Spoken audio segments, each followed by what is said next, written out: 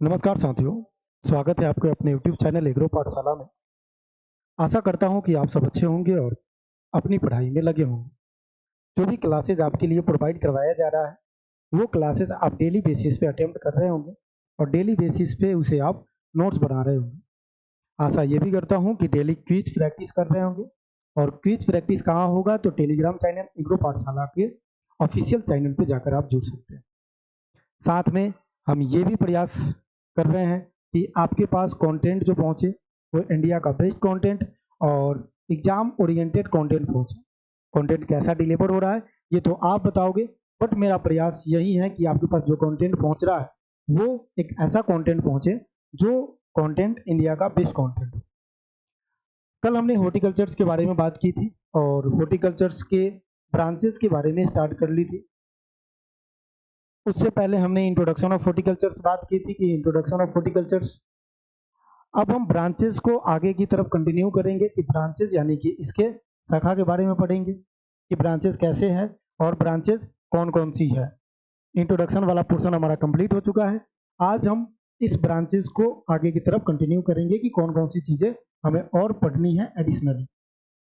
ठीक है, थोड़ा सा रिकॉल करते हैं, यानी कि कल के जो क्लासेस में हमने पढ़ा था उसको फिर पढ़ लेते हैं। थोड़ा सा 2 मिनट लगेगा, रिवाइज हो जाएगा, फिर हम फर्दर आगे की तरफ बढ़ेंगे। कल हमने आपको बताया था एक ब्रांचेस पोमोलॉजी के बारे में।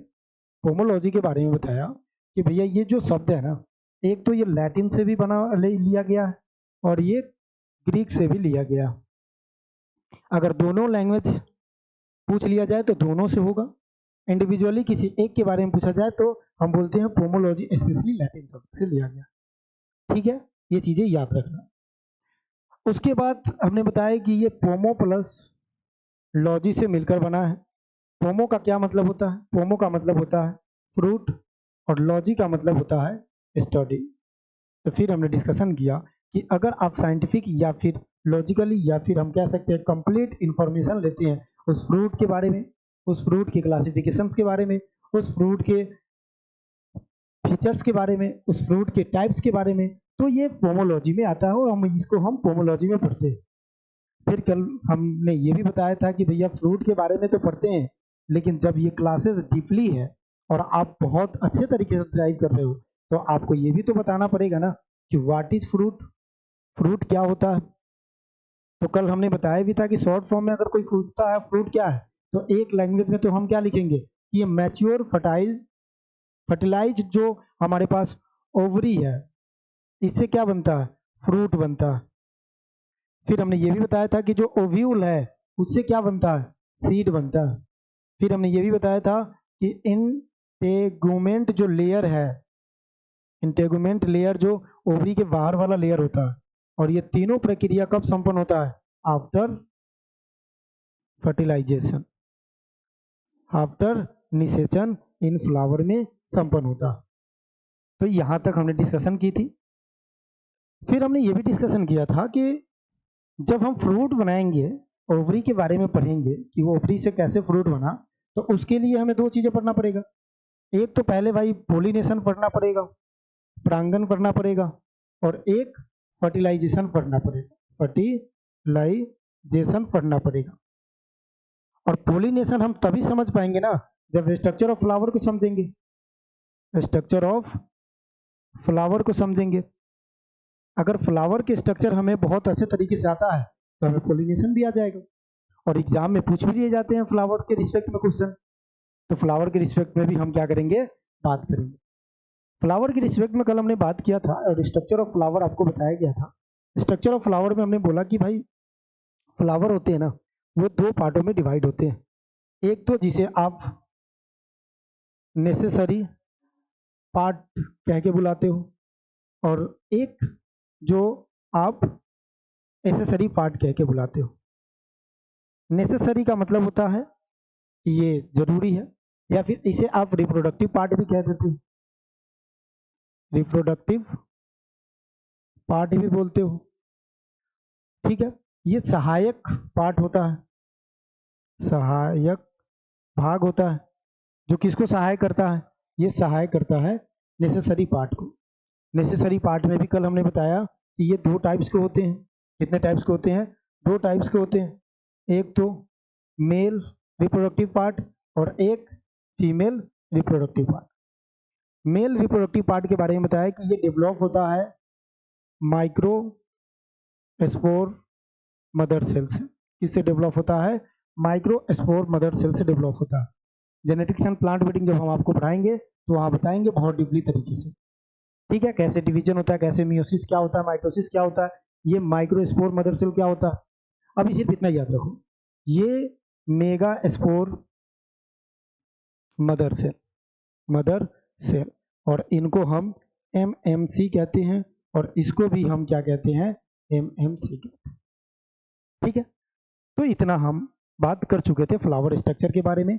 ये फ्लावर स्ट्रक्चर है, ऐसे ऐसे हम पढ़ेंगे। इसके बारे में इतना तो बात हो चुका था।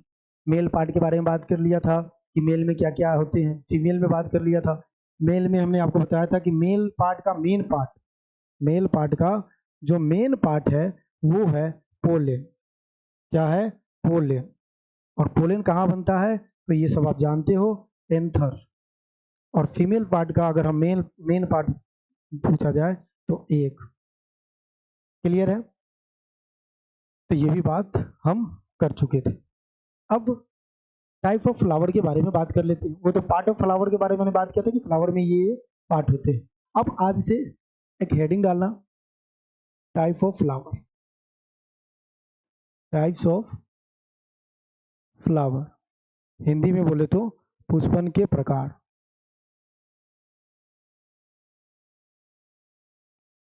पुष्पन के प्रकार। हेडिंग क्या डालेंगे हम लोग? पुष्पन के प्रकार। इसके बारे में पढ़ने वाले हैं कि पुष्पन के कितने प्रकार हैं। ठीक है, चलिए।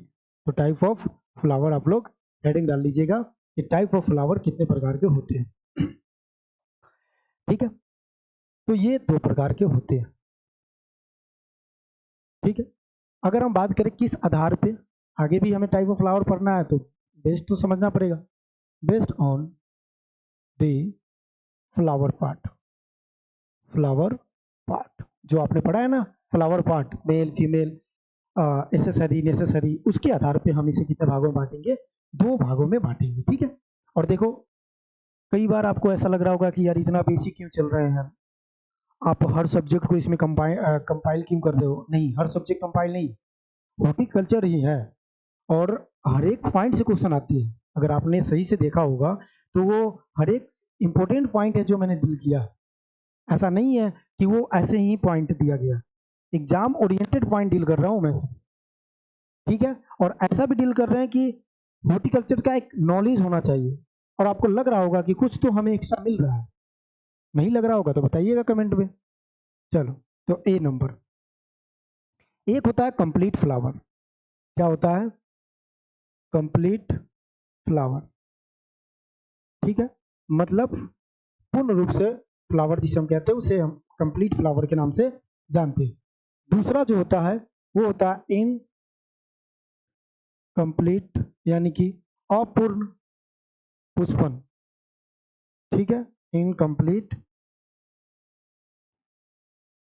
फ्लावर। तो ये दो टाइप्स होते हैं। ठीक है, इसको याद रखना। बेसिक चीजें हैं, आपको पता होगा, बताएंगे तो आप खुद ही कहोगे कि ये तो आता ही था, ये कोई बड़ी बात नहीं है। ठीक है, चलो, तो इसको याद रखना। अब आपसे पूछे कि बताओ भाई कंप्लीट फ्लावर क्या है?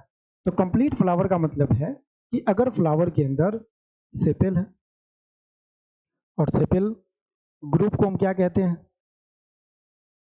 इसको हम कहते हैं कैलिक्स। उसके बाद पेटल है, और पेटल के ग्रुप को हम क्या कहते हैं? तो हम कहते हैं क्लोरा। ठीक है, ये इंट्रैक्ट को अपने तरफ अट्रैक्ट करता है कि ताकि उससे पोलिनेशन की प्रक्रिया संपन्न हो। सेपल ये क्या करता है? प्रोटेक्ट करता है आउटरी मैकेनिज्म से कि ताकि बाहरी कोई मैकेनिज्म किसी भी प्रकार से फ्लावर को दिक्कत ना करे, जैसे कि फॉरेस्ट पाला हो गया, ये सबसे बचाता है। उसके बाद इसमें male reproductive part, male reproductive part. ठीक है, उसके बाद इसमें फीमेल रिप्रोडक्टिव पार्ट। ठीक है, ये याद है। दैट मीन्स अगर फ्लावर के जितने भी पार्ट हमने कल बताया था वो सारा पार्ट उसके अंदर है, दैट मीन्स वो कंप्लीट फ्लावर के अंदर में आएगा। क्लियर?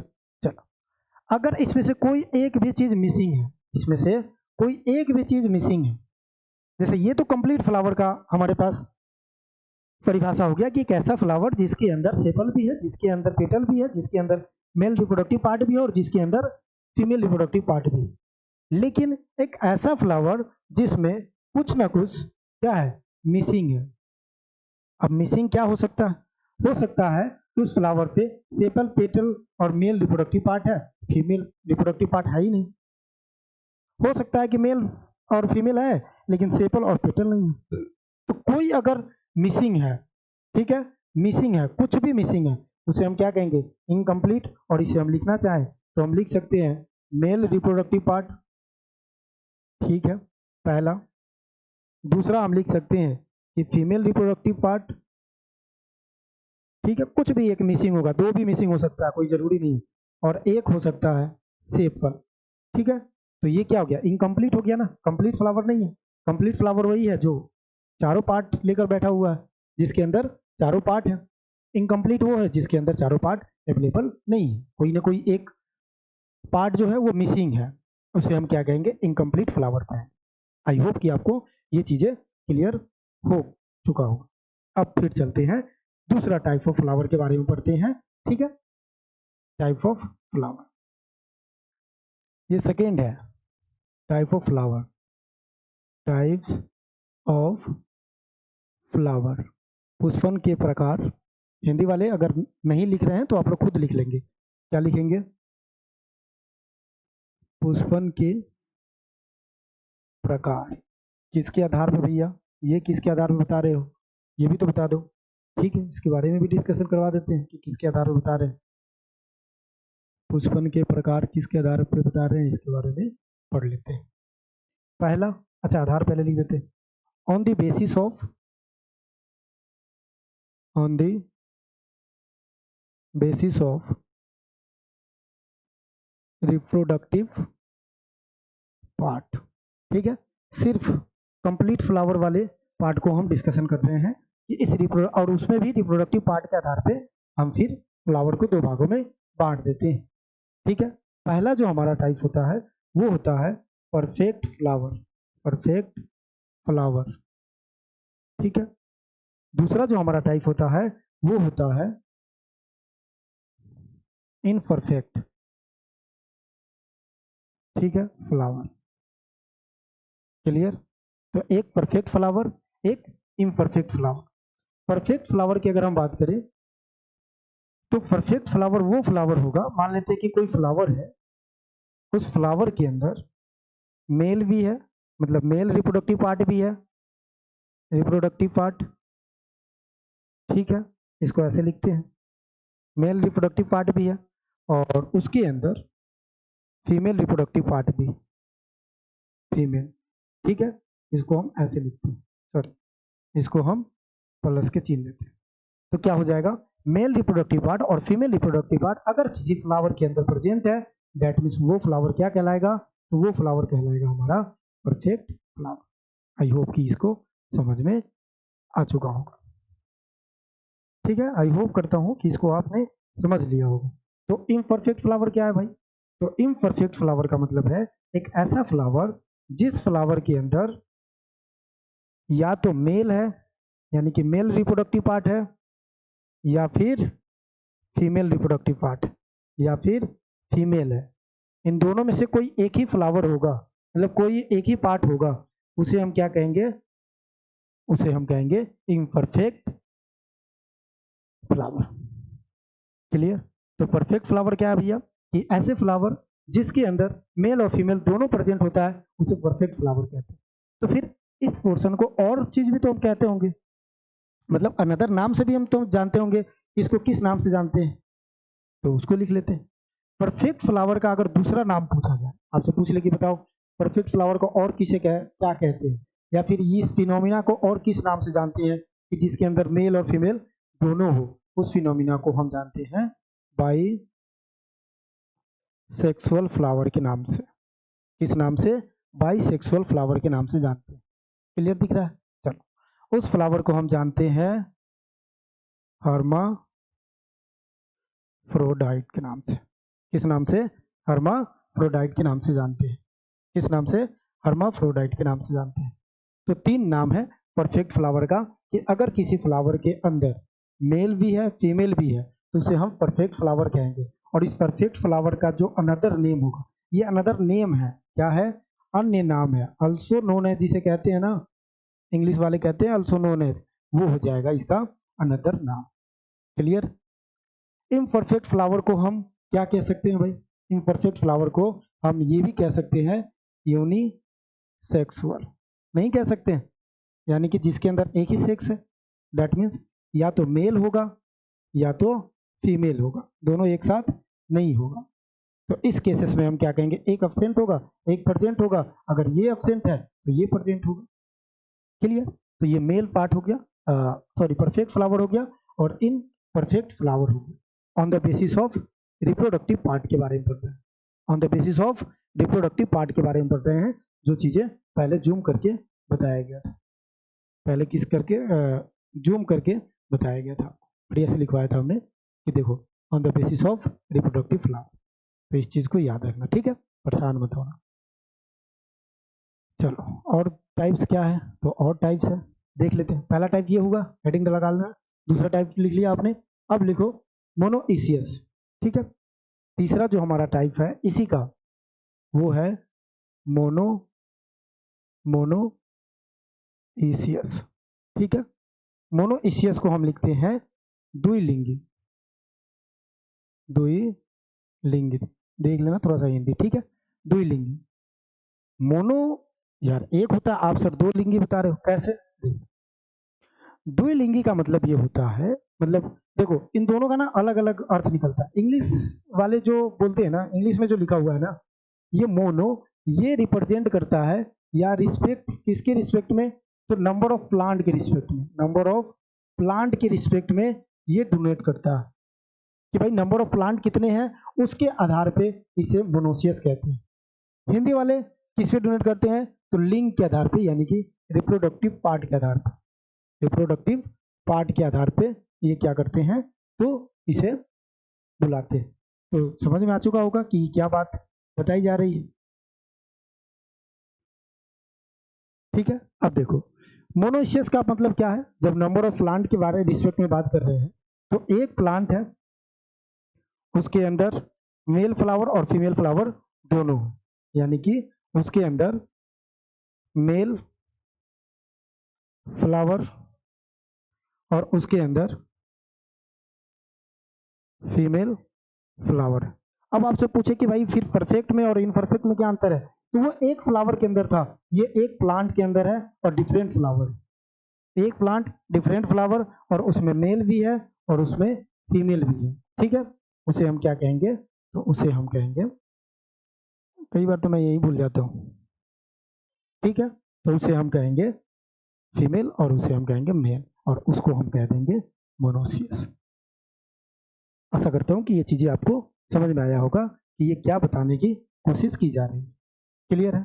चल, द्विलिंगी से कहते हैं।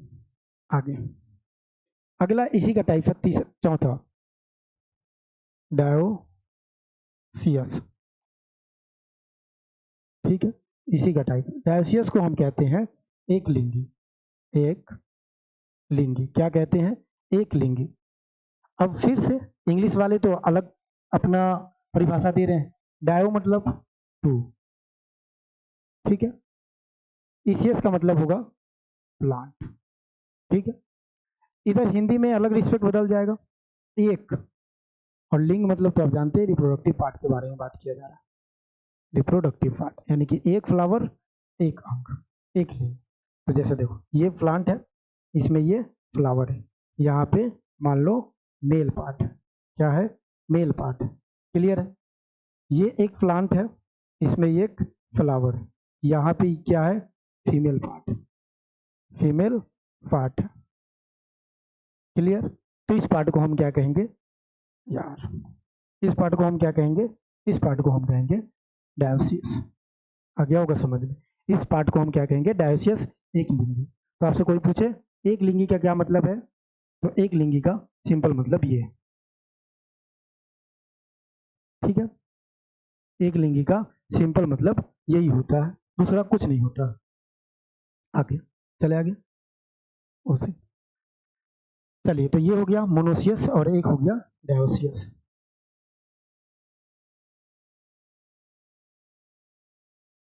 ठीक है, एक आता है गाइनो और एक आता है एंड्रो। तो याद रखेंगे गाइनो जब भी बात करेगा ना तो वो फीमेल के रिस्पेक्ट में बात करेंगे, एंड्रो जब भी बात करेगा ना वो मेल के रिस्पेक्ट में बात करेंगे। तो इस पोर्शन को याद रखना, ये जिसके साथ जुड़ जाएगा वो गाइनो हो जाएगा, वो जिसके साथ जुड़ेगा एंड्रो हो जाएगा। एंडोमोनोसियस, गाइनोमोनोसियस, ये सब आते हैं। तो एंड्रो जुड़ा हुआ है तो समझेंगे मोनोसियस का परिभाषा और साथ में एंड्रो का परिभाषा। अगर गाइनो जुड़ा हुआ है तो गाइनो जिसके साथ भी जुड़े, जैसे गाइनोमोनोसियस, गाइनोडायोसियस, तो उसका परिभाषा और गाइनो का परिभाषा। और गाइनो का क्या मतलब है, फीमेल, और एंड्रो का क्या मतलब है, मेल। तो ये चीजें आपको समझ में आ चुकी हो। आगे समझ में, चले आगे। तो आगे अब हम पोर्शन किस पे चलेंगे, मेन पोर्शन जिसे हम कहते हैं पोलिनेशन। जिसे हम क्या कहते हैं भैया, पोलिनेशन। हिंदी में इसे हम कहते हैं परागण। देखना परागण गलत है शायद, तो परागण शायद ऐसे भी लिखा जाता है, देख लेना जैसे भी लिखा जाता है। ठीक है, चलो तो हेडिंग डाल दो कि हम क्या पढ़ने वाले हैं अब, पोलिनेशन। इससे पहले हम क्या देख रहे थे, सिर्फ उस फ्लावर का स्ट्रक्चर देख रहे थे। और हमने आपको स्टार्टिंग में ही बताया है कि अगर आपको फ्रूट क्या होता है ये समझने आए तो आपको पहले क्या समझना पड़ेगा, फ्लावर समझना पड़ेगा। इस फ्लावर में पोलिनेशन की प्रक्रिया होगी, और पोलिनेशन की प्रक्रिया जब संपन्न होगी तो इसमें फर्टिलाइजेशन की प्रक्रिया होगी, और फर्टिलाइजेशन की प्रक्रिया जब संपन्न होगी तब जाकर ये चीजें बन पाएगी, तब आप उसे परिभाषित कर सकते हैं। तो ये स्टेप होता है, पहले फ्लावर के बारे में जानो, उसके पोलिनेशन प्रक्रिया के बारे में जानो, फिर फर्टिलाइजेशन के प्रक्रिया के बारे में आपको जानना होगा। तो पोलिनेशन के बारे में बात कर रहे थे ना, तो पोलिनेशन के बारे में बात कर लेते हैं कि पोलिनेशन होता क्या। सिंपल मतलब है पोलिनेशन का, पोलिनेशन का क्या मतलब है, सिंपल मतलब है जैसे हमें किसको मिलाना है, मेल पार्ट को मिलाना है और फीमेल पार्ट को मिलवाना है। मेल को यानी कि पोलन, ठीक है, इसको किससे मिलवाना है, फीमेल के एक से मिलवाना है। ठीक है, आप ऐसे समझ लो कि दूल्हा है, ये दुल्हन, इन दोनों को आपस में मिलवाना है। तो जब ये आपस में मिलेंगे तो उसके बीच में बहुत सारी प्रोसेस होगा, जैसे कि मान लो कि विवाह का एक प्रोसेस होता है, तो ये सारी प्रोसेस क्या कहलाएगा, पोलिनेशन कहलाएगा, सिर्फ प्रोसेस विवाह करवाना। ठीक है, ये याद रखना, अदर वे में कोई नहीं लेगा, हम सब मैच्योर है, चीजें समझ रहे हैं। ठीक है, लेकिन हमें ये चीजें ऐसा समझना है कि हमारी जो पढ़ाई है वो थोड़ा सा इजीएस्ट फॉर्मेट में हो जाए। ठीक है, चलो तो पोलिनेशन का मतलब क्या है, मेल और फीमेल को हमें एक साथ मिलवाना है। तो हम सिर्फ क्या लिखते हैं, ट्रांसफर करना है, transfer of pollen, transfer of pollen, transfer करेंगे किसका, transfer of pollen, pollen grain, transfer of pollen grain. ठीक है, फ्रॉम, कहाँ से पोलन ग्रेन होगा, तो एंथर वाला पार्ट से, एंथर टू स्टिग्मा, कहाँ पहुंचेगा, स्टिग्मा। इसी पोर्शन को हम क्या कहते हैं, पोलिनेशन कहते हैं। इसको हम एक बहुत अच्छे तरीके से सजा के लिखेंगे तो ऐसे लिख सकते हैं, transfer of pollen grain from another, from anther to stigma by help of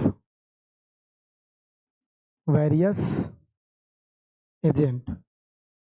ठीक है, इसके बीच में बहुत सारे एजेंट काम करेंगे, इसको हम पोलिनेशन कहते हैं, इस बात को याद रखना। अब आपको पता है कि जो पोलन है ना, पोलन ग्रेन जिसे आप कहते हो, ये डिप्लॉइड होता है। ठीक है, कैसा होता है, तो डिप्लॉइड हेप्लॉइड होता है, कैसा होता है, हेप्लॉइड होता है। उसके बाद याद रखना एक भी कैसा होता है, तो हेप्लॉइड ही होता है। क्लियर है, ये चीजें जानना बहुत जरूरी है, ये बेसिक चीजें है। तो पोलिनेशन की प्रक्रिया ये होती है। अब पोलिनेशन क्या है समझना, जैसे मान लो कि ये मेल कोई फ्लावर है और ये कोई फीमेल फ्लावर है, तो यहां से लेकर यहां तक सिर्फ पहुंचना, सिर्फ पहुंचना, ये क्या कहलाएगा? पोलिनेशन कहलाएगा। ठीक है, क्या कहलाएगा भैया? तो पोलिनेशन कहलाएगा, पोलिनेशन कहलाएगा। क्लियर है? यहां से यहां पहुंचना, और इसमें हो सकता है माध्यम बहुत होगा। यहां मान लो कि पोलिन है, यहां मान लो कि एग है, तो इन दोनों को आपस में मिलाना क्या कहलाएगा? पोलिनेशन कहलाएगा। सिंपल मतलब इसका यही है, पोलिनेशन का। क्लियर है? अब जब पोलिनेशन का सिंपल मतलब यही है, तो पोलिनेशन में तो हमने बोला कि transfer of pollen grain, transfer of pollen grain from anther to stigma. तो बाई वेरियस एजेंट, तो इसमें कुछ एजेंट भी तो काम करेंगे ना, तो वो एजेंट का नाम लिख लेना। अगर पोलिनेशन वाटर के माध्यम से होता, यानी कि बाई वाटर होता है, उस पोलिनेशन को हम क्या कहते हैं? तो उस पोलिनेशन को हम कहते हैं बाई वाटर। थोड़ा सा बढ़िया से लिख देता हूँ, उस पोलिनेशन को क्या कहेंगे, मतलब उस प्रक्रिया को क्या कहेंगे? तो उस प्रक्रिया को हम कहेंगे हाइड्रोफिली, हाइड्रोफिली। दूसरा, अगर वही सेम चीज कौन करता है? अगर वो दूसरा विंड करता है, ठीक है, पोलिनेशन, तो उसे हम कहेंगे एनीमोफिली, मो एनीमोफिली। ठीक है, सेम काम अगर इंसेक्ट के द्वारा किया जा रहा है, ठीक है, पोलिनेशन, तो उसे हम क्या कहेंगे? इंटोमोफिली, इंटोमो इंटोमोफिली, उसे हम क्या कहेंगे? इंटोमोफिली। सेम काम, सेम काम अगर कोई बर्ड्स के द्वारा हो रहा, ठीक है, तो वो क्या हो जाएगा? ठीक है, पोलिनेशन। ऑर्निथोफिली, ऑर्निथोफिली, बस इतना याद रखना। ठीक है, अगर वो जानवर के द्वारा हो जाए, एक बात और भी याद रखना, मान लेते हैं कि कोई जानवर के द्वारा हो रहा, और बर्ड्स में तो सबसे ज्यादा मुझे जहां तक लगता है हनी बी के द्वारा ही होता है, इंसेक्ट में, सॉरी बर्ड्स में कह रहे हैं, ज्यादातर किसके द्वारा? हनी बी, और भी इंसेक्ट है तो ये है। ठीक है, उसके बाद आपसे अगर पूछे कि कोई एनिमल्स के द्वारा हो रहा है, ठीक है, तो उसे हम क्या कहेंगे? उसे हम कहेंगे जूफिली। क्लियर? यहाँ से भी क्वेश्चन आते हैं, तो इस पोर्शन को भी आपको क्या करना है? लिखना। ठीक है, इंटोमोफिली, जूफिली, अर्निथोफिली, हाइड्रोफिली और एनिमोफिली हो चुका। तो पोलिनेशन की प्रक्रिया समझ में आया कि भाई मेल पार्ट को फीमेल पार्ट से मिलाओ, वो क्या कहलाएगा? पोलिनेशन कहलाएगा। अब टाइप ऑफ पोलिनेशन समझते हैं। टाइप्स ऑफ पोलिनेशन, परागण के प्रकार। किसके प्रकार?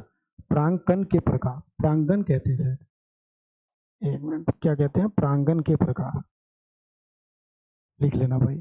ठीक है, चलो क्लियर, आ जाओ। ये 3 प्रकार के होते हैं। कितने प्रकार के होते हैं? 3 प्रकार के होते हैं। पहला अगर आपसे पूछे कि पहला प्रकार बताओ, तो आपको पहला प्रकार बताना है सेल्फ पोलिनेशन, सेल्फ पोलिनेशन, स्वपरागण जिसे कहते हैं। ठीक है, दूसरा अगर आपसे टाइप पूछे तो उसे हम कहते हैं क्रॉस पोलिनेशन। क्या कहते हैं? क्रॉस पोलिनेशन, जिसे हम पर परागण कहते हैं। तीसरा अगर आपसे पूछ लेता है कि तीसरा टाइप बताओ, तो often cross pollination, often cross pollination. Clear है? Often cross pollination. Self pollination का क्या मतलब है? सेल्फ पोलिनेशन का मतलब है कि एक प्लांट है, इसके अंदर ये फ्लावर है, ये फ्लावर है, ये मेल फ्लावर है, ये फीमेल फ्लावर है, ठीक है, इसके अंदर ये ट्रांसफर हो रहा है, सेम फ्लावर के अंदर ही हो रहा है, उसे हम सेल्फ पोलिनेशन कहेंगे। सिंपल वे में इसे हम परिभाषित कर सकते हैं। दैट मीन्स यहाँ पे वही परिभाषा होगा, transfer of pollen grain from anther to stigma in same plant but flower is different. इसको हम ऑटोगैमी के नाम से भी जानते हैं, ऑटोगैमी के नाम से भी जानते हैं, सेम चीज ही होता है।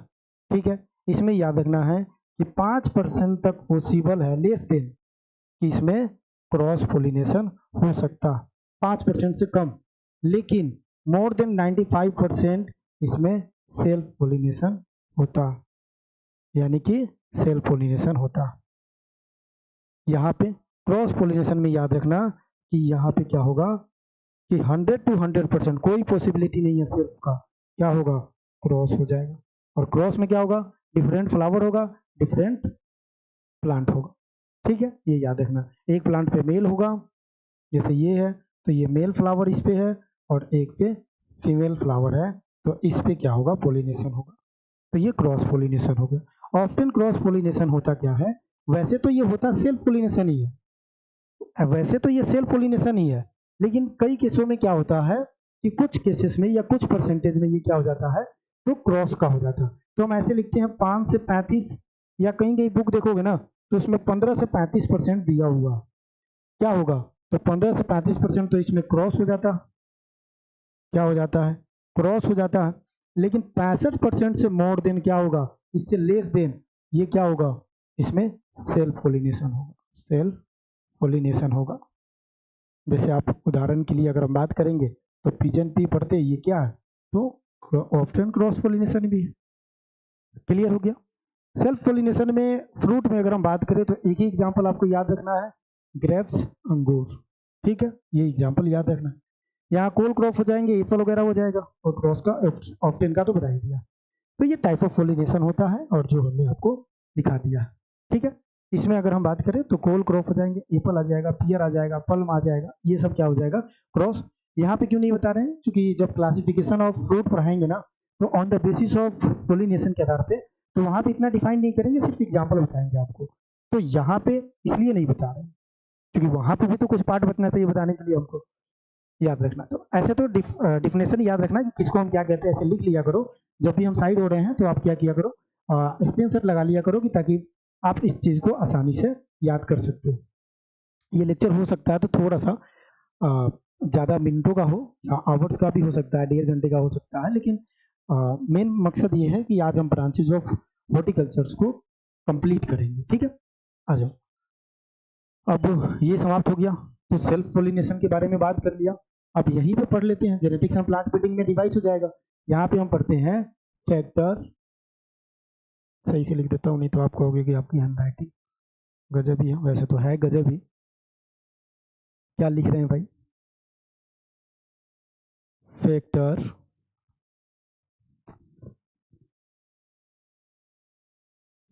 Favouring of self pollination. ठीक है, यानी कि ऐसा फैक्टर जो सेल्फ पोलिनेशन को क्या करता है, बढ़ावा देता है, या फिर हम ऐसे भी लिख सकते हैं कि mechanism promoted to self pollination. ठीक है, ऐसे भी लिख सकते हैं। तो ये चीजें याद रखेंगे कि हमने क्या लिखा कि factor favouring of self pollination, यानी कि जो सेल्फ पोलिनेशन को क्या कर रहा है, फेवर कर रहा है। तो कौन कौन सी पॉइंट है जो सेल्फ पोलिनेशन को क्या करता है, फेवर करता है, उसको हम समझते हैं और उसको लिखते हैं, जो कि बहुत इंपॉर्टेंट है। ठीक है, सबसे पहले होमोगैमी, होमोगैमी ये सब लिख लेना, एग्जाम में सिंपल आ जाते हैं, इसके एग्जाम्पल से क्वेश्चन आ जाते हैं। तीसरा क्लिस्टोगैमी, दूसरा, तीसरा चैस्मोगैमी, चैस्मोगैमी। ठीक है, ये सब क्या होता है, सेल्फ पोलिनेशन को क्या करता है, तो फेवर करता है, ये बात याद रखना। ठीक है, सेल्फ पोलिनेशन को फेवर करता है। हालांकि सेल्फ पोलिनेशन के जो टाइप है, ऑटोगैमी, वो भी हो जाएगा। टाइप तो क्या ही है, इसका नाम है। एक होता है जिनिटोगैमी, जिनिटोगैमी। ठीक है, जिनिटोगैमी यही है, जिनिटोगैमी। ठीक है, यही है। तो 4 5 है, 5 हमारे पास ऐसे फैक्टर है जो किसको क्या करते हैं, फेवर करते हैं, तो सेल्फ पोलिनेशन को फेवर करते हैं, इस बात को याद रखें। अब इन चारों पार्ट को हम समझ लेते हैं, यानी कि हम यहाँ पे क्या लिखेंगे, यहाँ पे लिखेंगे पर परागन के सहयोग करने वाली कारक। ठीक है, स्वपरागन के, सॉरी, स्व परागन के सहयोग करने वाली कारक। ऐसा नहीं समझना कि हिंदी में नहीं लिखा गया। होमोगैमी को होमोगैमी ही कहेंगे, क्लिस्टोगैमी क्लिस्टोगैमी, चेस्मोगैमी, ऑटोगैमी और फिर जिनेटोगैमी। सबके लास्ट में गैमी लगा हुआ। तो ये जितने भी चीज होती है, अब ऐसा नहीं समझना कि जिसके लास्ट में गैमी लगा हुआ सेल्फ पोलिनेटेड को कहेगा, नहीं। तो फिर डाइकोगैमी, फिर वो तो क्रॉस को करता है। तो होमोगैमी, क्लिस्टोगैमी, चेस्मोगैमी, ऑटोगैमी, ये सब क्या होता है, जिनेटोगैमी, ये सब पोर्शन होता है जो सेल्फ पोलिनेशन को प्रमोट करता है। सेल्फ पोलिनेशन का प्रमोट करने का मतलब कि ये ऐसा फिनोमिना जो बढ़ावा देता है, किसको बढ़ावा देता है, सेल्फ पोलिनेशन को बढ़ावा देता है। ठीक है, तो अब इसको समझो। ये क्वेश्चन पूछ लिया जाता है कि क्या होता है होमोगैमी। होमोगैमी क्या होता है? तो होमोगैमी का मतलब होता है when male and female flower mature at same time या सेम ड्यूरेशन। एक ही समय पे दोनों कोई मैच्योर हो रहा है तो वो क्या कहलाएगा, होमोगैमी कहलाएगा। तो अब इसी बात, यार एक प्लांट है उसके अंदर दो फ्लावर है, अगर मेल भी उसी टाइम में मैच्योर हो रहा है और फीमेल भी उसी टाइम में मैच्योर हो रहा है तो पोलिनेशन के लिए तैयार हो जाएगा।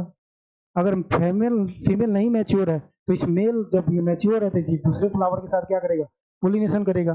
तो ये तो क्रॉस को प्रमोट कर रहा है, लेकिन ये किसको प्रमोट कर रहा है, सेल्फ को प्रमोट कर रहा है। तो इसे हम कहते हैं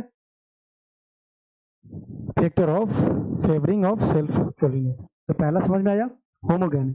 होमोगैमी का सिंपल मतलब है कि एक फ्लावर है उसके अंदर, सॉरी एक प्लांट है उसके अंदर दो फ्लावर है और दोनों फ्लावर मेल भी है फीमेल भी है, या फिर एक फ्लावर के अंदर अगर दोनों एक साथ मैच्योर हो रहा है तो उसे हम क्या कहेंगे, होमोगैमी कहेंगे। समझ में आ गया, उसे हम क्या कहेंगे, होमोगैमी कहेंगे।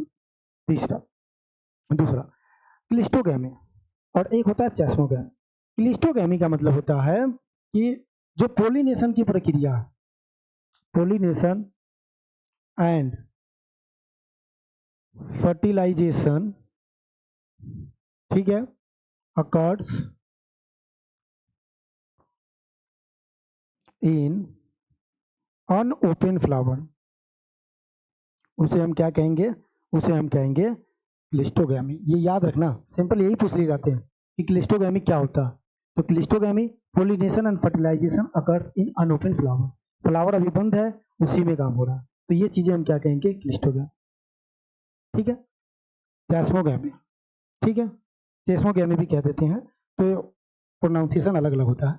इसमें क्या होगा कि pollination pollination occurs in pollination occurs in unopen flower, while जबकि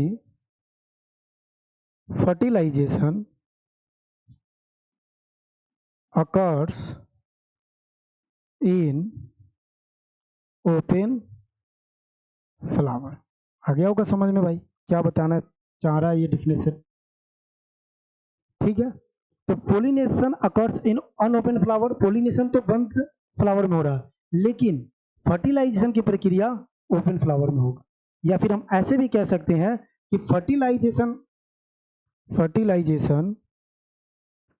की प्रक्रिया तभी चालू हो पाएगा जब फ्लावर ओपनिंग होगा, लेकिन पोलिनेशन वन फ्लावर में भी हो जाएगा। फर्टिलाइजेशन कहाँ होगा, तो फ्लावर ओपन होने के बाद। इसी को हम क्या कहते हैं, इसी को हम कहते हैं चेस्मोगैमी। क्लियर है, तो ये चीज आपको समझ में आ चुका होगा। ठीक है, तो यहाँ पे मेल और फीमेल पार्ट एक ही फ्लावर में है और दोनों एक साथ मैच्योर हो रहा है। यहाँ पे अनओपन फ्लावर में दोनों काम हो रहा है। यहाँ पे ओपन अनओपन में तो पोलिनेशन हो गया और ओपन फ्लावर में यहाँ पे फर्टिलाइजेशन होगा। यानी कि हम लिख सकते हैं कि फर्टिलाइजेशन तभी संपन्न होगा जब ये फ्लावर ओपन होगा। ऑटोगैमी का क्या मतलब है, ऑटोगैमी का मतलब है कि एक प्लांट है और डिफरेंट फ्लावर है, और इसमें एक प्लांट है लेकिन उस फ्लावर में मेल भी है और उस फ्लावर में फीमेल भी है। इसको हम कहते हैं जिनेटोगैमी और इसको कहते हैं ऑटोगैमी, और ऑटोगैमी का ही नाम है सेल्फ पोलिनेशन। और सेल्फ पोलिनेशन का एक टाइप है जिनेटोगेमी। तो आशा करता हूँ ये सारी चीजें समझ में आया होगा। देखो फिर से समझा देता हूँ, लोड नहीं लेते। सबसे पहले है कि factor favouring of self pollination, self pollination के फेवर करने वाले कारक। होमोगैमी एक ऐसी प्रक्रिया जिसके अंतर्गत मेल यानी कि एंथर, फीमेल यानी कि स्टिग्मा फ्लावर के अंदर सेम टाइम पे मैच्योर हो जाता है, उसे हम कहते हैं होमोगैमी। क्लियर? क्लिस्टोगैमी, क्लिस्टोगैमी का मतलब होता है कि एक ऐसा फ्लावर, एक ऐसा प्रोसेस जिसके अंदर पोलिनेशन और फर्टिलाइजेशन वो वन ओपन यानी अनओपन फ्लावर में होगा, यानी कि बंद फ्लावर में होगा। तीसरा चेस्मोगैमी, पोलिनेशन, चेस्मोगैमी क्या होगा? Pollination occurs in unopen but fertilization occurs in open flower, या फिर हम कह सकते हैं कि फर्टिलाइजेशन तभी संभव है जब फ्लावर ओपन होगा। उसी तरह से ऑटोगैमी, ऑटोगैमी का मतलब है कि एक प्लांट है लेकिन डिफरेंट फ्लावर है, उसको हम ऑटोगैमी या सेल्फ पोलिनेशन कहते हैं, और मेल फीमेल साथ में क्या हो रहा है, तो एक दूसरे से ट्रांसफर कर रहे हैं। जिनेटोगैमी का मतलब है कि एक ही प्लांट है, उसके अंदर हमारे पास एक ही फ्लावर है, उस फ्लावर के अंदर डिफरेंट पार्ट है। जैसे मान लो कि ये प्लांट है और इस फ्लावर के अंदर मेल भी है और इस फ्लावर के अंदर फीमेल पार्ट भी है, तो इस पार्ट को हम क्या कहेंगे? जिनेटोगैमी, इसे ऑटोगैमी, चेस्मोगैमी, क्लिस्टोगैमी और इसे होमोगैमी कहेंगे। तो ये प्रोसेस जितना भी है आपको याद रखना है, और इसी प्रोसेस को हम कहते हैं factor favouring of self pollination. आ चुका होगा समझ में। उसी तरह से हम समझेंगे factor favouring cross pollination, factor favouring cross pollination, यानी कि परपरागण के सहयोग करने वाले कारक। ये परपरागण के सहयोग कौन करेंगे? तो पहले तो ये याद रखना है परपरागण क्या होता है। तो परपरागण के बारे में हमने क्या बताया कि परपरागण वो प्रक्रिया है जिसके अंदर डिफरेंट फ्लावर होते हैं, जिसके अंदर डिफरेंट प्लांट होते हैं, और एक फ्लावर जो मेल होगा और फीमेल फ्लावर उसके साथ क्या करेंगे, ये रिप्रोडक्टिव या फर्टिलाइजेशन का प्रक्रिया संपन्न करते हैं, उसको हम क्रॉस पोलिनेशन कहते हैं। यानी कि transfer of pollen from to anther to stigma on different flower, different plant, उसे हम क्या कहेंगे? क्रॉस पोलिनेशन कहेंगे। और इसमें जो आएगा सबसे पहला होमोगैमी उधर था, तो इधर आ जाएगा डाइकोगैमी। ये याद रखना, क्या आ जाएगा भैया? डाइकोगैमी आ जाएगा, याद हो जाएगा क्या आ जाएगा? डाइकोगैमी इधर आ जाएगा। एक आ जाएगा सेल्फ इनकम्पैटिबिलिटी, इनकम्पैटिबिलिटी एबिलिटी, ठीक है, लिटी, इनकैपेबिलिटी। सेल्फ इनकैपेबिलिटी का मतलब क्या होता है? इनकैपेबिलिटी, इसे ये कहते हैं इनकैपेबिलिटी, ठीक है। यानी कि अच्छा इसके बारे में बताएंगे, अभी फैक्टर बता देते हैं कि कौन कौन से फैक्टर काम करते हैं इसके बारे में, ठीक है। डाइकोगैमी हो गया, सेल्फ इनकैपेबिलिटी हो गया, उसके बाद आगे हम बात करें तो इसमें आ जाएगा हर्कोगैमी। क्या आ जाएगा? हर्कोगैमी, हर्कोगैमी क्या आ जाएगा भैया? हर्कोगैमी इसमें आ जाएगा। डाइकोगैमी का मतलब क्या होगा? डाइकोगैमी का मतलब होगा कि जब, यानी कि when stigma and anther mature at different time, at different time of, ठीक है, तो ये क्या हो जाएगा? हर्कोगैमी हो जाएगा, सॉरी डाइकोगैमी हो जाएगा। और डाइकोगैमी भी फर्दर दो भागों में बढ़ जाते हैं। कितने भागों में? दो भागों में, यहां लिख लेना, ठीक है। इसमें एक होता है प्रोटेंडरी और एक होता है प्रोटोगाइनी। प्रोटेंडरी, प्रोटोगाइनी। प्रोटेंडरी का क्या मतलब है? देखो पहले इसका मतलब समझो। डाइकोगैमी का मतलब है कि अगर फ्लावर के अंदर स्टिग्मा और एंथर दोनों अलग अलग टाइम पे मैच्योर हो रहा है, उस पार्ट को हम क्या कहेंगे? डाइकोगैमी कहेंगे। अब अलग अलग पार्ट में मैच्योर होगा तो ये क्रॉस पोलिनेशन को बढ़ावा देगा, ना कि सेल्फ पोलिनेशन को बढ़ावा देगा, ठीक है। अगर सेम टाइम पे मैच्योर होता तो वो सेल्फ पोलिनेशन को बढ़ावा देता। अब इसमें दो प्रकार के, एक तो हो सकता है भाई कि मेल पहले मैच्योर हो जाए फीमेल से, और एक ये हो सकता है कि फीमेल पहले मैच्योर हो जाए मेल से। हो सकता है भाई, जब दोनों आप डिफरेंट जगह पे कह रहे हो तो ये भी हो सकता है कि स्टिग्मा पहले मैच्योर हो जाएगा कि नहीं हो जाएगा। दूसरा, एंथर पहले क्या हो जाएगा, मैच्योर हो जाएगा। दोनों हो सकता, कभी ये पहले हो जाए, कभी ये बाद में, कभी ये पहले, कभी ये बाद में, इस तरह से। तो अगर मेल पहले मैच्योर हो जाता है किससे, फीमेल से, तो उसे हम प्रोटेंडरी कहते हैं। प्रोटेंडरी नाम में ही ऐसा लग रहा है कि थोड़ा सा भारी चीज लग रहा है, थोड़ा सा ऐसा लग रहा है कि करवाहट है, तो मेल हो जाएगा। उसके बाद गायनी, ऐसा लग रहा है कितना प्यारा सा नाम है गायनी, तो ये क्या हो जाएगा, फीमेल। तो फीमेल पार्ट अगर पहले मैच्योर हो गया एज कंपेयर टू मेल को, तो उसे हम प्रोटोगायनी कहेंगे। अगर मेल पहले मैच्योर हो जाता एज कंपेयर टू फीमेल, तो उसे हम प्रोटेंडरी कहेंगे। अगर मेल पहले मैच्योर हो गया फीमेल के कंपेरिजन में, तो उसे प्रोटेंडरी। अगर फीमेल पहले मैच्योर हो गया मेल के कंपेरिजन में, तो उसे प्रोटोगायनी। क्लियर है। सेल्फ इनकम्पैटिबिलिटी का मतलब क्या होता है कि ये फ्लावर है, इसमें मेल पार्ट है और इसमें फीमेल पार्ट है, तभी ये सेल्फ होगा। तो मेल पार्ट जो है अपने फीमेल फ्लावर को क्या नहीं कर पाता है, तो फर्टाइल नहीं कर पाता। तो ये जब फर्टाइल नहीं कर पाएगा, तो ये इसके अंदर कोई एबिलिटी ही नहीं है। तो एक ऐसा अनएबिलिटी जो किसको फर्टाइल नहीं कर पाता, सेम फ्लावर को नहीं फर्टाइल कर पाता, दूसरे फ्लावर को फर्टाइल कर पाता है, उसे हम क्या कहते हैं, तो उसे हम स्व असंगतता के नाम से भी जानते हैं। हिंदी में क्या कहते हैं, स्व असंगतता। ठीक है, तो याद रखना। तो इसको हमें लिखना होगा, तो कैसे लिखेंगे भैया, इसे लिखेंगे inability of functional pollen to fertilized of same flower part. ठीक है, यानी कि सेम फ्लावर के जो पार्ट है, उसके मेल पार्ट फीमेल पार्ट है, उसको ये क्या नहीं कर पाएगा, फर्टाइल नहीं कर पाएगा। और इसी को हम क्या कहेंगे, सेल्फ इनकम्पैटिबिलिटी कहेंगे। ठीक है, इस चीज को याद रखना। ये भी दो मतलब ये डाइकोगैमी दो प्रकार का होगा। हर्कोगैमी के बारे में समझते हैं कि हर्कोगैमी क्या होता है। ठीक है, हर्कोगैमी क्या होता है इसको समझ लो, साफ पेज पे लिख लेते हैं।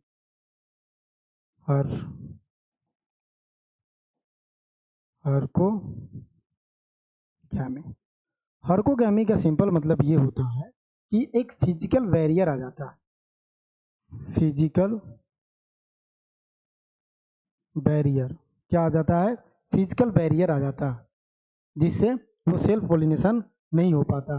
क्या आ जाता है, फिजिकल बैरियर आ जाता है, जिससे सेल्फ पोलिनेशन नहीं हो पाता। ये याद रखना।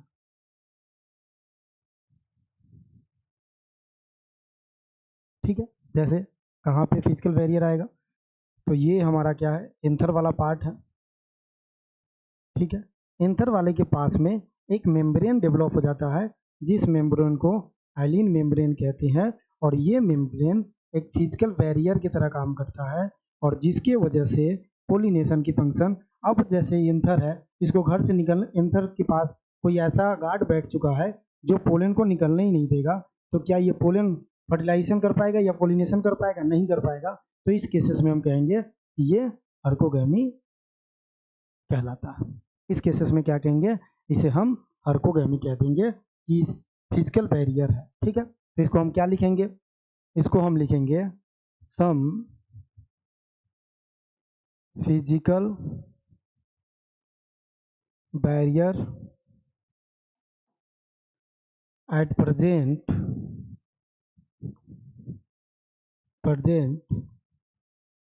around the anther, around anther. ठीक है, उसे हम क्या कहेंगे, फिजिकल बैरियर कहेंगे, जो एंथर के अराउंड में है। ठीक है, ये याद रखेंगे। और फिजिकल बैरियर क्या है, तो याद रखेंगे हाइलाइन जिसे कहते हैं, ये फिजिकल बैरियर है। तो ये क्रॉस पोलिनेशन को क्या करेगा, बढ़ावा देगा। उम्मीद करता हूँ कि ये सारी चीजें आपको समझ में आ चुका होगा। अब चलते हैं फर्टिलाइजेशन की प्रक्रिया पे। पोलिनेशन कर लिया, देखो अभी टाइम तो ज़्यादा हो चुका है, लेकिन अगर सच बताओ तो अभी हमने उतना चीज़ें पढ़ी ही नहीं है अच्छे से। अभी सिर्फ हमने क्या देखा है, अभी सिर्फ हमने देखा कि भाई ये फ्लावर के पार्ट है, फ्लावर का पार्ट के साथ साथ हमने, अच्छा लेकिन एक चीज़ और याद रखेंगे, ये सारा पॉइंट जो लिखाया हुआ है ना बहुत इंपॉर्टेंट है। आप इसको लिख लेना किसी भी तरह, वीडियो पॉज करके लिख लेना, वीडियो दोबारा सुनकर लिख लेना, लेकिन इसे लिख लेना जरूर, बहुत इंपॉर्टेंट पार्ट है ये टाइप ऑफ पोलिनेशन हमने बता दिया, ये हमने बता दिया कि पोलिनेशन की प्रक्रिया कैसे होगा। अब हम चलते हैं, पोलिनेशन की प्रक्रिया हो चुकी है। देखो 3 स्टेजेस में हमने बोला था कि इसको समझेंगे। पहला फ्लावर स्ट्रक्चर को समझेंगे, तो ये तो समझ चुके हैं। फिर हम पोलिनेशन प्रक्रिया को समझेंगे, तो पोलिनेशन से रिलेटेड सारी चीजें पढ़ लिया है। अब हम समझते हैं फर्टिलाइजेशन, और यहाँ से हमारा फ्रूट का निर्माण होगा। तो अब हम क्या बात करते हैं कि फर्टिलाइजेशन क्या होता है। ठीक है, फर्टिलाइजेशन क्या होता है? फर्टिलाइजेशन, जिसे हम निषेचन कहते हैं, निषेचन क्या कहते हैं? निषेचन कहते हैं। तो फर्टिलाइजेशन को हम समझते हैं कि भाई होता क्या है फर्टिलाइजेशन। फर्टिलाइजेशन ये अकर्स आफ्टर पोलिनेशन, ये पोलिनेशन के बाद ही प्रक्रिया होगी। भाई जब मेल और फीमेल एक साथ मिल जाएगा तभी तो प्रक्रिया होगा, ये आगे की प्रक्रिया। तो मेल फीमेल को मिलना सिर्फ क्या कहलाता था? पोलिनेशन कहलाता था। तो पोलिनेशन के बाद के जो फंक्शनल चीजें होगी वो क्या होगा? फर्टिलाइजेशन होगा। क्या होगा? फर्टिलाइजेशन होगा। समझ में आ रहा है? तो हम इसे क्या लिखेंगे? Fusion of male and female gamete. ठीक है, जेड होगा। क्लियर लिख दो क्या? फ्यूजन ऑफ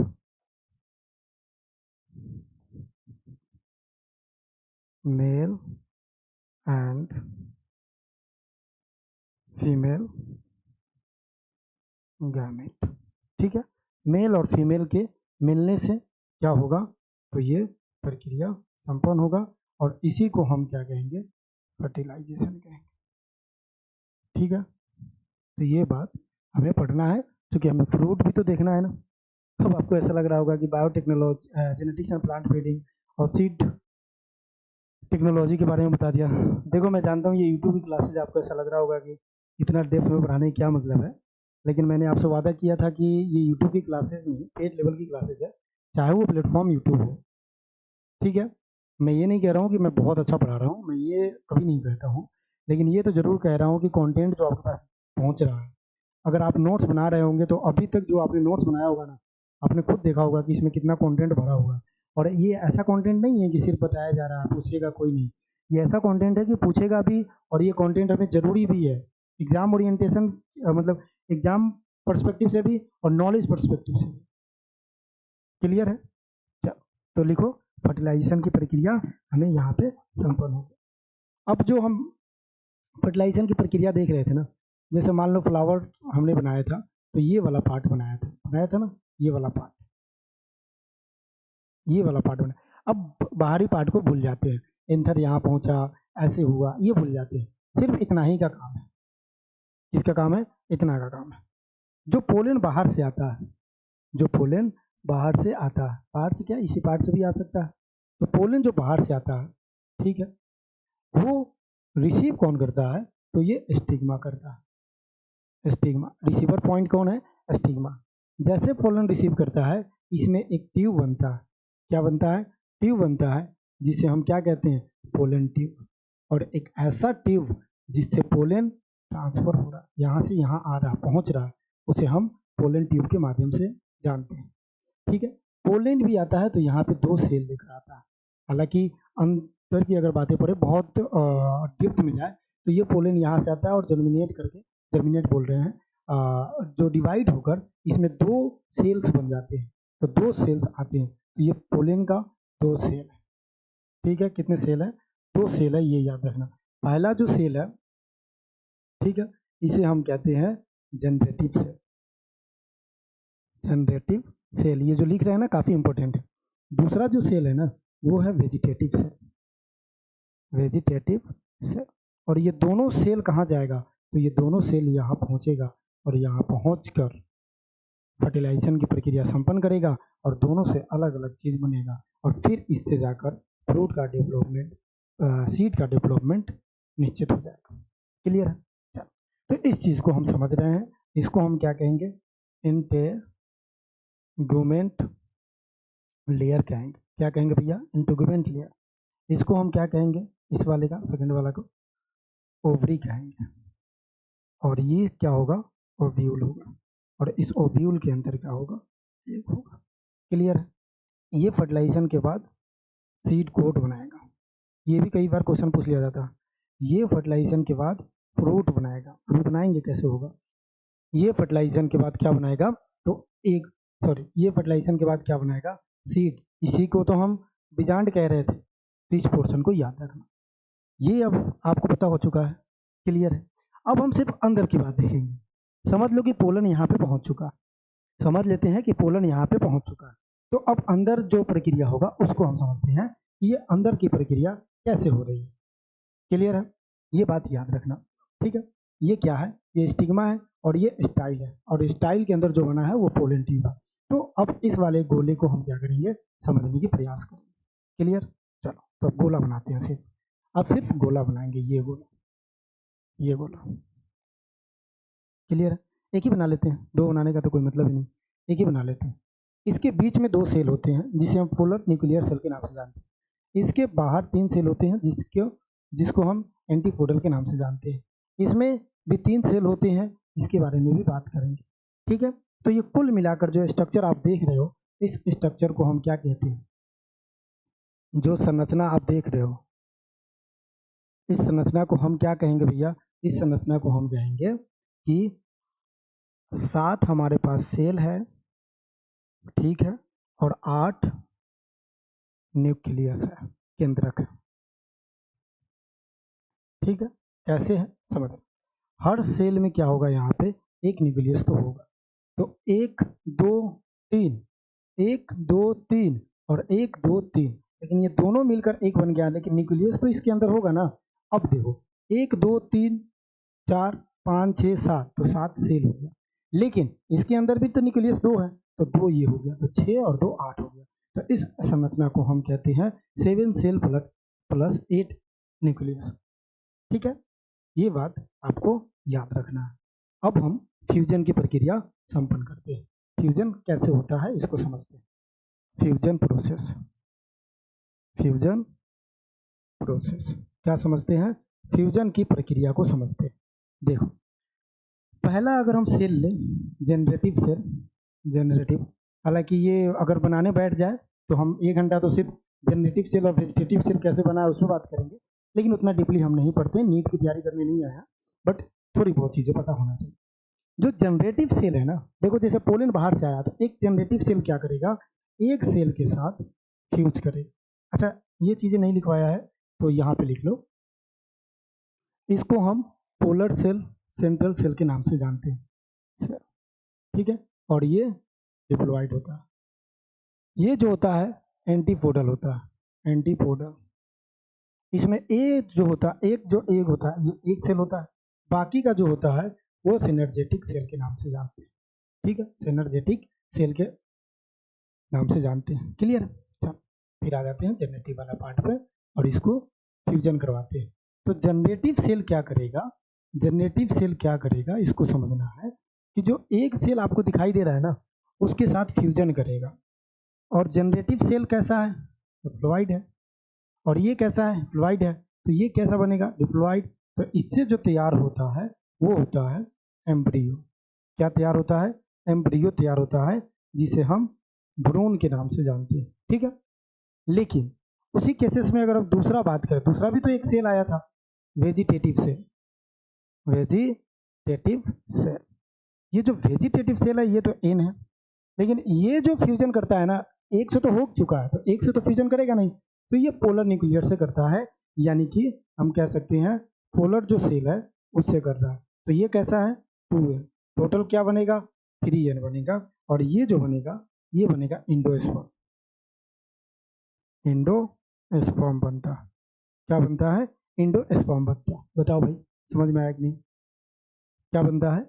इंडोस्पर्म बनता है। इस चीज को याद रखना। इस चीज को क्या करना है? आपको याद रखना है। क्लियर? इतना तक तो क्लियर ही होगा। चलो, तो यहाँ पे क्या हो गया कि ये दो चीजें बना। अच्छा, एंडोस्पर्म का क्या काम है? एंडोस्पर्म का काम होता है कि इनिशियल पीरियड पे ये क्या करता है, पीरियड पे इसको न्यूट्रिशन देता है, न्यूट्रिएशन देता है, क्या देता है? पोषक देता है, पोषक देता है, ठीक है, जिससे ये जीवित रह पाता है इनिशियल दौरान पे, ठीक है। और एम्ब्रियो को हम क्या कहते हैं? तो टीनी प्लांट के नाम से जानते हैं। किस नाम से? टीनी प्लांट के नाम से जानते हैं। एम्ब्रियो को हम बेबी प्लांट के नाम से जानते हैं। किस नाम से जानते हैं? बेबी प्लांट के नाम से जानते हैं। तो इस बात को याद रखना कि ये फ्यूचर प्लांट है, तो इसको हम फ्यूचर प्लांट के नाम से भी जानते हैं। तो ये इसका 3 नाम हो चुका। एक जो हमारा ये नाम है जनरेटिव सेल, एक सेल के साथ मिलकर एम्ब्रियो बनाया, और एम्ब्रियो को हम फ्यूचर प्लांट, बेबी प्लांट और उसे टीनी प्लांट कहते हैं। इसके अंदर वो कैपेसिटी है जो एक प्लांट डेवलप करने की क्षमता रखती है। क्लियर है? वहीं जो वेजिटेटिव सेल आया था वो पोलर न्यूक्लियर के साथ क्या करेगा? तो फ्यूज करेगा और उससे एंडोस्पर्म बनाएगा, जो इनिशियल पीरियड पे इसको भोजन प्रोवाइड कराएगा। क्या देगा? भोजन पीरियड प्रोवाइड कराएगा और न्यूट्रिशन देने का काम करता है। इसीलिए जब आप एक पूरे स्ट्रक्चर देखोगे, सीड को स्ट्रक्चर देखोगे, तो इस तरह से स्ट्रक्चर बन जाता है। एक इसमें क्या होता है? तो एंडोस्पर्म है।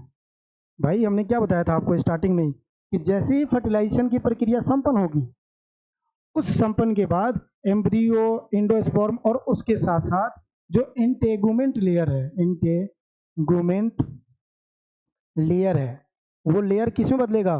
सीड कोट में बदलेगा, सीड कोट में बदलेगा। अब आप स्ट्रक्चर देखो इसको, तो स्ट्रक्चर कुछ इस तरह से बनेगा, एम्ब्रियो, ठीक है, और ये क्या है? सीड कोट है। क्लियर है? अब ये कैसे काम करता है देखना। एंडोस्पर्म जो होता है ना, ये इसको भोजन देता है एम्ब्रियो को, और इसमें जो भोजन है ना वो स्टार्च के रूप में है, ठीक है, क्लियर है।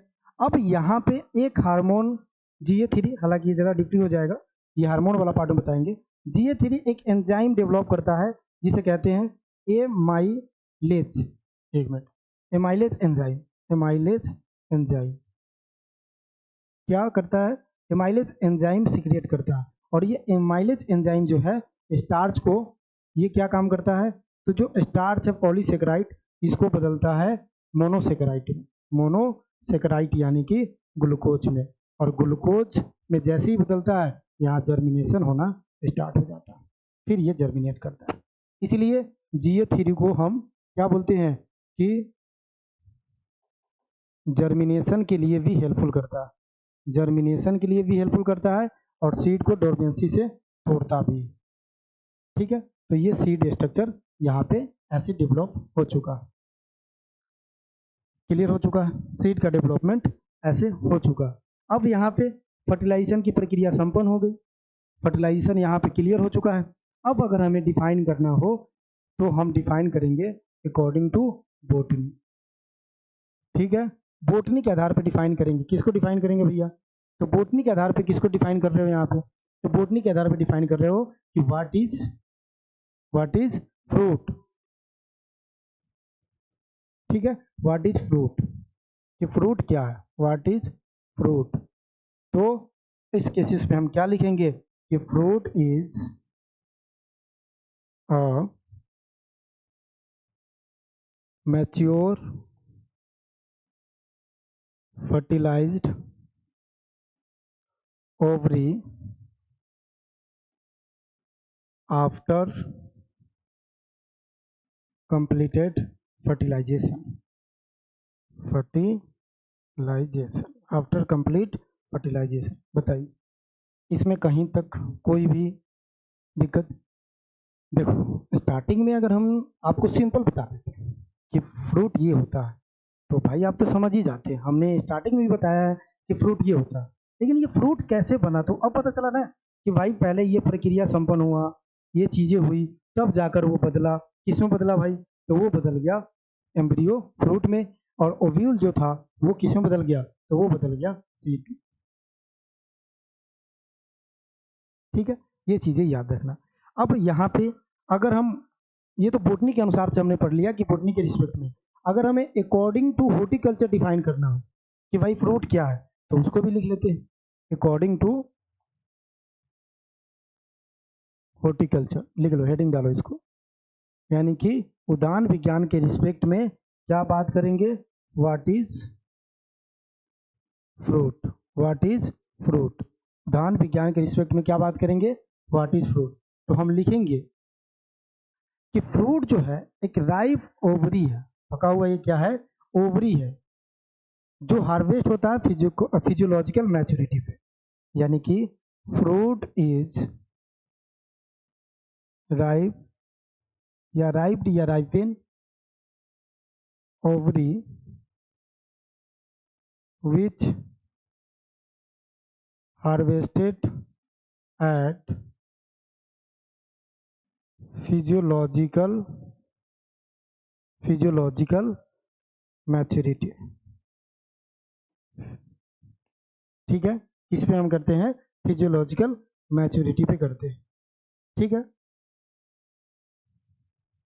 ठीक है, याद रखना। तो इस स्टेज पे करते हैं तो इसे हम फ्रूट कहते हैं। अब हमें समझना पड़ेगा ये फिजियोलॉजिकल स्टेज क्या होता है। क्लियर है, तो उससे पहले एक चीज और लिख लो कि अगर नोट करके पूछ ले कि सीड क्या है, ये तो आपने फ्रूट बता दिया। अगर आपसे पूछे, हालांकि सीड भी अलग अलग अकॉर्डिंग से परिभाषा किया जाता है, लेकिन पूछे सीड क्या है, तो हम क्या लिखेंगे, मैच्योर राइप ओव्यूल को हम क्या कहेंगे, राइप नहीं, sorry, mature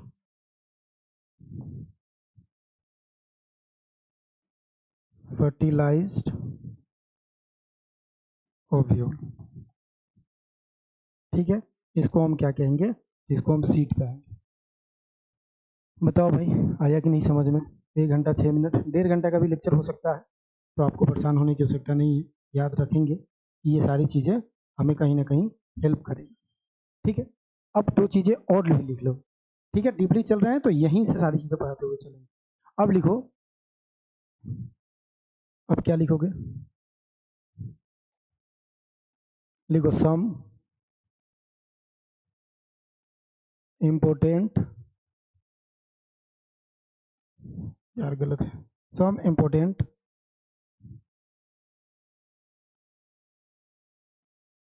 phenomena occurs in fertilization time. यानी कि फर्टिलाइजेशन के समय कुछ ऐसे फिनोमिना होते हैं जो निकल कर आते हैं, जो नेगेटिव फिनोमिना होता है उसके बारे में बात करेंगे। ठीक है, जो फर्टिलाइजेशन के समय होता है, अकर्स ड्यूरिंग टू फर्टिलाइजेशन लिख सकते हैं। एक होता है मेटाजेनिया, छोटा सा वर्ड है, समझ लेते हैं। मेटा क्या होता है, मेटा मेटाजेनिया, और एक होता है जेनिया। शायद आपने पढ़ा होगा, नहीं भी पढ़ा होगा तो अभी आप पढ़ लोगे और इसे आसानी से समझ लो। देखो, पहले जेनिया को समझ लेते हैं, फिर मेटाजेनिया समझना है। जेनिया का मतलब होता है कि जैसे ये प्रोसेस हो रहा था, पोलिनेशन की प्रोसेस हो रहा था, सॉरी फर्टिलाइजेशन की प्रोसेस हो रहा था, तो इसके अंदर पोलेन आया, इसके अंदर पोलेन आया, और अभी फर्टिलाइजेशन की प्रक्रिया संपन्न भी नहीं हुआ जब तक ये पोलेन क्या कर रहा है, कोई नेगेटिव एंजाइम यहाँ पे रिलीज कर दिया। नेगेटिव एंजाइम इसने क्या किया, रिलीज किया, या केमिकल कंपाउंड कुछ रिलीज कर दिया, जिसकी वजह से इसमें एक अलग स्ट्रक्चर बन गया और फ्रूट और या सीड जो है वो इफेक्ट हो गया, उसे हम जेनिया कहते हैं। जेनिया का मतलब होता है कि डायरेक्ट इफेक्ट होता है पोलन का किस पे, उस फ्रूट के उस पे, फ्रूट पे या फिर सीड पे। और ये कब होता है, ड्यूरिंग द फर्टिलाइजेशन। अगर इसके अंदर जाने के बाद इस पोलन ने कोई ऐसा कंपाउंड रिलीज कर दिया, हो सकता है, तो ये कोई कंपाउंड रिलीज हुआ जो नेगेटिव कंपाउंड था, जो इसको इम्पैक्ट किया, और वो प्रोसेस जेनिया कहलाता है। और जेनिया का उदाहरण पूछा जाता है तो यहाँ पे आपको लिखना है मेज। क्या लिखोगे, मेज इसका क्या होता है, या मेज इसका उदाहरण हो जाता है। मक्का, मक्का क्या हो जाता है, इसका उदाहरण हो जाता है। जीनिया का उदाहरण क्या है, मक्का। मेटाजीनिया का मतलब क्या है, मेटाजीनिया का मतलब क्या है, मेटाजीनिया का मतलब है कि आफ्टर फर्टिलाइजेशन अगर कोई चीज रिलीज हो जाए, कोई कंपाउंड रिलीज हो जाए, जिसकी वजह से उसके फ्रूट पे, ठीक है, और उसके सीड पे असर पड़े उसे हम क्या कहेंगे, मेटाजेनिया। सिंपल समझो, पोलन ही सारा करता धरता है, क्योंकि वो एक के पास पहुंचेगा, फर्टिलाइजेशन करेगा, फिर वहां से फ्रूट डेवलप होगा, फिर वहां से सीड बनेगा, फिर वहां से सीड कोट बनेगा। लेकिन उस दौरान अगर पोलन कोई नेगेटिव केमिकल कंपाउंड या एंजाइम रिलीज कर दिया जिसकी वजह से इसके फ्रूट, इसके सीड पे कोई ना कोई नेगेटिव इम्पैक्ट पड़ता है, उसे हम जेनिया कहेंगे। अगर वही काम फर्टिलाइजेशन के बाद ये पोलन नेगेटिव एंजाइम छोड़ता है और उसके फ्रूट या सीड पे फ्रूट या सीड पे नेगेटिव काम करता है या नेगेटिव इम्पैक्ट पड़ता है, उसे मेटाजेनिया कहते हैं। क्लियर है?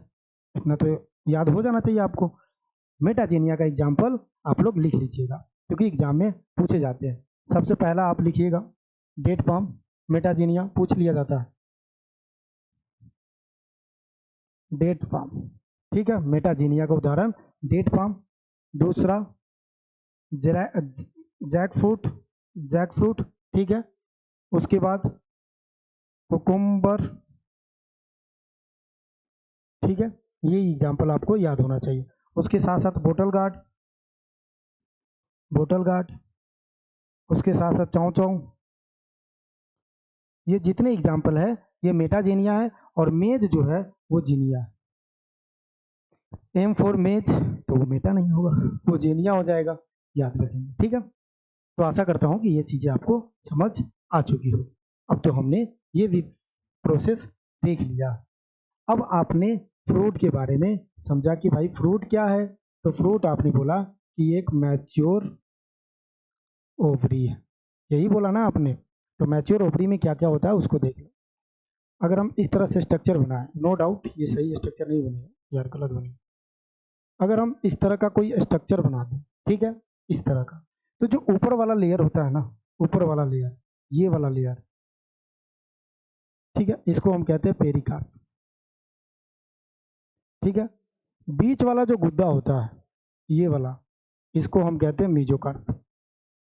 मीजोकार्प, जैसे हम पढ़ते हैं ना कि मैंगो का कौन सा पार्ट खाया जाता है, तो mesocarp, M for mango, M for mesocarp, यही पढ़ते हैं ना।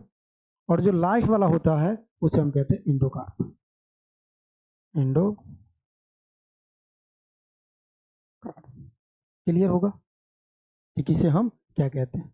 इसको हम एपिक, एपी कार्प के नाम से भी बुलाते हैं, एपी कार्प के नाम से भी बुलाते हैं, ठीक है। तो मैच्योर फ्रूट का स्ट्रक्चर इस तरह से होता है, ठीक है, याद रखिए। जैसे मैंगो भी आप देखते हो तो एपी कार्प, मीजो कार्प, और उसके साथ साथ इंडो कार्प होता है जो उसके अंतरिक्त वाला भाग होता है। क्लियर हो चुका है।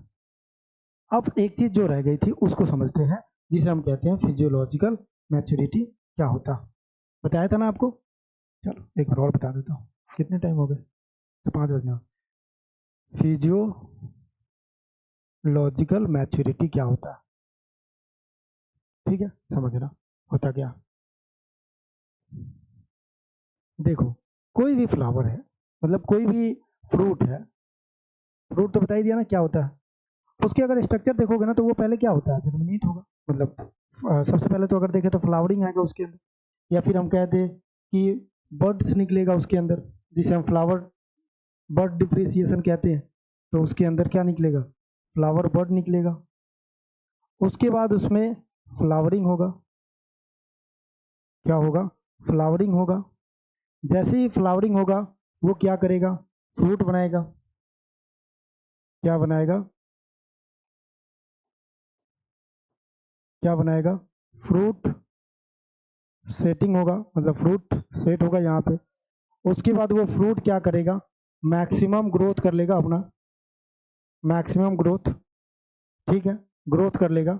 जैसे वो अपने मैक्सिमम अपना साइज बढ़ा लिया, जितना ग्रोथ करना चाह था उतना ग्रोथ कर लिया, मैक्सिमम वो अपना आकार बढ़ा लिया, ठीक है।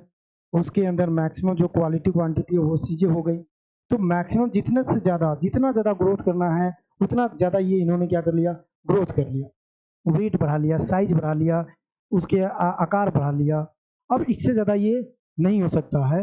यानी कि यहाँ पे जो फोटोसिंथेसिस से भोजन बन रहा है ना, फोटोसिंथेसिस से जो भोजन बन रहा है, फोटोसिंथेसिस से जो भोजन बन रहा है वो भोजन बनना बंद हो जाएगा और यहाँ पे मैक्सिमम ग्रोथ हो जाएगा। और इसी पोर्शन को हम क्या कहते हैं, इसी पोर्शन को हम कहते हैं फिजियोलॉजिकल मैच्योरिटी। Physiological maturity. और फ्रूट को हमेशा हम हार्वेस्ट करते हैं इसी मैच्योरिटी पे। फ्रूट को हम हमेशा किस पे हार्वेस्ट करते हैं, तो फिजियोलॉजिकल मैच्योरिटी पे हार्वेस्ट करते हैं हमेशा। कभी भी उसको आगे नहीं बढ़ने देते उस स्टेज से। लेकिन उसको कंज्यूम कब करते हैं, कंज्यूम उसको हम करते हैं राइप स्टेज पे। कब कंज्यूम करते हैं, राइप स्टेज पे, ये याद रखना। तो फिजियोलॉजिकल जो हमारा प्रोसेस है वही होता है। अब फिजियोलॉजिकल प्रोसेस पे हमने फिजियोलॉजिकल मैच्योरिटी, यहाँ पे वो फ्रूट क्या हो जाएगा, राइप हो जाएगा। ठीक है, तो ये प्रोसेस होता है। ये प्रोसेस आपको याद रखना है कि पहले फ्लावर बड आते हैं, फ्लावरिंग होता है, फ्लावरिंग के बाद फ्रूटिंग होता है, फ्रूटिंग के बाद उसमें फिजियोलॉजिकल मैच्योरिटी आता है।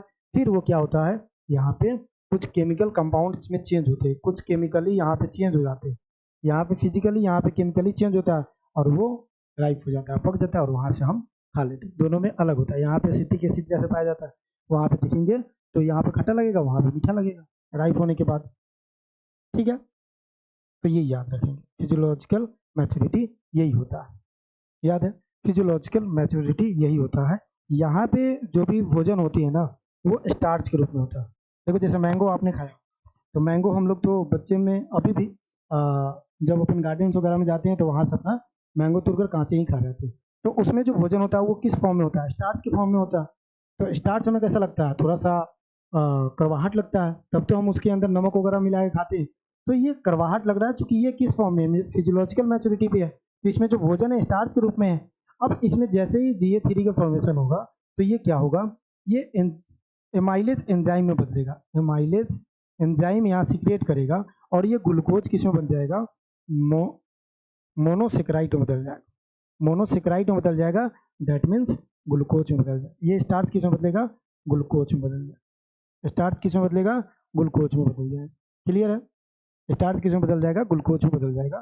तो ये इसका फिजियोलॉजिकल मैच्योरिटी रहा। क्लियर, चलो, तो ओलेरी कल्चर हमारा, सॉरी, पोमोलॉजी हमारा क्या हो गया, क्लियर हो गया। आशा करता हूँ कि आपको ये समझ में आ चुका होगा। अब आपको लग रहा होगा कि सर एक ब्रांच को समाप्त करने के लिए आप 2 दिन क्लास लगा लिए, 2 दिन लग गया ना भाई, लेकिन हमने टिप्पणी से भी तो पढ़ लिया ना, अब तो दोबारा पढ़ने की आवश्यकता ही नहीं होगी। चलो, 1-1.5 घंटे में हमने ये चीज़ें कर ली। कल जब हम ओलेरी कल्चर पढ़ेंगे तो उसमें ज़्यादा समय नहीं लगेगा। ओलेरी कल्चर के बाद अपने पास कुछ और ब्रांचेज आएगा, तो कल अपना ब्रांचेज समाप्त हो जाएगा। तो कल के बाद हम इम्पोर्टेंस ऑफ एग्रो हॉर्टिकल्चर की तरफ बढ़ते हैं। बाकी नोट्स तो बनाते रहना आप लोग, ऐसा कभी मत सोचना कि नोट्स नहीं बनाएंगे। नोट्स बनाने से क्या ही हो जाता है, बहुत चीज़ होता है नोट्स बनाने से। आज हमारा नोट्स बना हुआ है तो शायद हर चीज़ बहुत क्लियरली हमें दिखाई देता है कि ये चीज़ें पढ़ना होता है, ऐसे प्लानिंग करना होता है। हालांकि मैंने खुद से भी प्लानिंग करके बनाया है, लेकिन आप लोग भी नोट्स बनाते रहना, ठीक है। बाकी मिलते हैं फिर कल के सेशन में। सेशन को एक बार लाइक कर देना, सब्सक्राइब कर देना अगर नए हो तो, अच्छा लगे तो, साथ में फीडबैक जरूर देना। मिलते हैं, जब तक के लिए धन्यवाद। जय हिंद, जय भारत। पढ़ते रहिए, मस्त रहिए, स्वस्थ रहिए।